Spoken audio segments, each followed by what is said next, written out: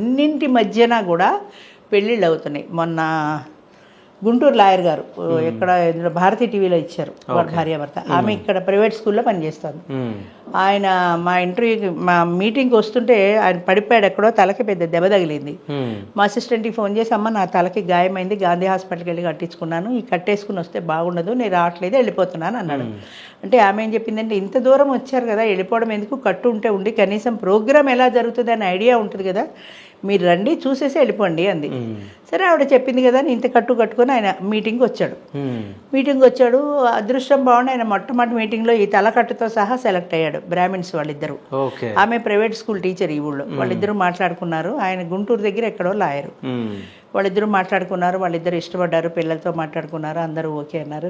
ఇప్పుడు పిల్లలు కూడా యాక్సెప్ట్ చేస్తున్నారు. స్టార్టింగ్లో పిల్లల వ్యతిరేకత చాలా ఎక్కువ ఉండేది, ఇప్పుడు చాలా వరకు పిల్లలు యాక్సెప్ట్ చేస్తున్నారు. ఎందుకంటే ఏదో ముసలానికి తోడు ఉంది కదా, మనకి బాధ్యత లేదు, ఆవిడ చూసుకుంటుంది కదా, మనకేం ఆస్తి నష్టం లేదు కదా, ఏదో ఆడవని అని వాళ్ళు కూడా చూసి చూడగా వదిలేస్తున్నారు. చాలామంది పిల్లలు కూడా ఫోన్ చేస్తుంటారు, మా నాన్నకి పెళ్లి కావాలి, మా అమ్మకి పెళ్లి కావాలని. అంటే కొంత చేంజ్ అనేది సొసైటీలో వచ్చింది. వాళ్ళిద్దరూ పెళ్లి చేసుకున్నారు. మన భారతీ టీవీలో వాళ్ళిద్దరు ఇంటర్వ్యూ కూడా ఇచ్చారు. అంచేత ఆ తర్వాత రీసెంట్గా పెళ్ళైంది.